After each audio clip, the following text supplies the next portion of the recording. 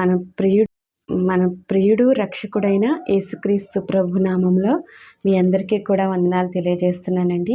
ఎలా ఉన్నారు? అందరూ బాగున్నారా? ప్రేమ అనే పదం ఎంత గొప్పదండి. మరి అలాంటి ప్రేమ అనే పదానికి అర్థం చెప్పింది ఎవరో తెలుసా? నిజమైన ప్రేమ అంటే ఏంటో తెలిపింది ఎవరో తెలుసా? మన యేసుక్రీస్తు ప్రభువారు.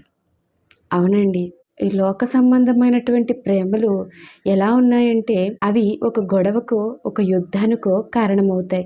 అలాంటి ప్రేమలు ఒకరినొకరు ఎంతో గాఢంగా ప్రేమించుకున్నాం అనుకో వాళ్ళను వాళ్ళు మోసపుచ్చుకుంటారు.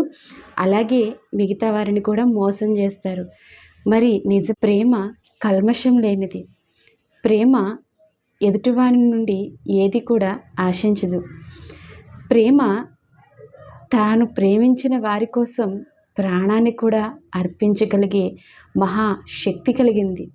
దేవుని ప్రేమను చూసినట్లయితే ఆయన మన కొరకు ఒక మనిషి కోసం తన రక్తాన్ని చిందించినటువంటి దేవుడు ఎవరైనా ఉన్నారా అంటే అది ఒక్క యేసుక్రీస్తు ప్రభు మాత్రమే ఉన్నారు. ఆయన మాత్రమే తాను ఎంతగానో ప్రేమించినటువంటి మనిషి కొరకు ప్రాణాన్ని సైతం అర్పించారు.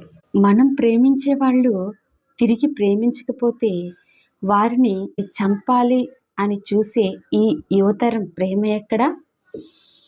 శత్రువులను సైతం ప్రేమించి వారిని క్షమించి వారి కొరకు ప్రార్థించండి అని చెప్పినటువంటి పరమ తండ్రి అయిన యేసుక్రీస్తు వారి ప్రేమ ఎక్కడ? తల్లిదండ్రుల ప్రేమ ఈ లోకంలో కొంతకాలమే మనతో ఉంటుంది. భార్యాభర్తల ప్రేమ కూడా మనతో అది జీవితాంతం ఉండదు.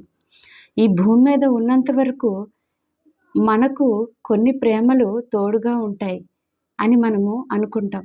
కానీ నిజమైన ప్రేమ విడువక ప్రేమిస్తుంది. నిజమైన ప్రేమ ఎప్పుడు కూడా ఫలితాన్ని ఆశించదు. నిజమైన ప్రేమ త్యాగానికి కూడా సిద్ధపడుతుంది. యేసుక్రీస్తు ప్రేమను తెలుసుకున్నట్లయితే, మీరు ఆ ప్రేమ దగ్గరకు వచ్చినట్లయితే మీరు ఆ ప్రేమలో ఉన్నటువంటి ఆ మాధుర్యాన్ని అనుభవిస్తారు. ఈ లోక సంబంధమైనటువంటి ప్రేమలు మోసముతో కూడినవి. ఏదో ఆశించే ప్రేమలు వ్యర్థమైనవి. దేవుని ప్రేమ మనలను నిలబెడుతుంది. దేవుని ప్రేమ మనలను పవిత్రులుగా చేస్తుంది. దేవుని ప్రేమ మనలను పరలోక రాజ్యపు వారసులవ్వడానికి కృప చూపుతుంది.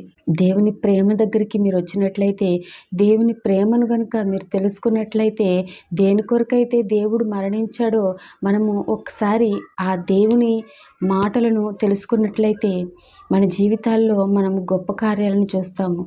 నిజమైనటువంటి ఆ ప్రేమ అనుభూతిని మనము అనుభవిస్తాము. God bless you.